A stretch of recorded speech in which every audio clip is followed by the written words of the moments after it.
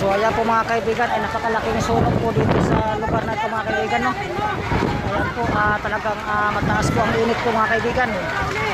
Dilamo na po ng apoy ang buong lahat po ng bahay po dito mga kaibigan.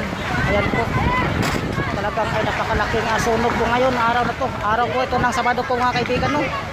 Talagang nilamon po ng apoy ang ano po mga kaibigan. Ayan po, ang mga wire po mga kaibigan. Dito na po tayo mga kaibigan. Takbo na, takbo na, takbo na, takbo na.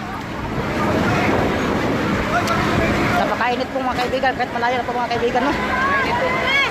Ayan po, napakalaki po sunog po yan mga kaibigan.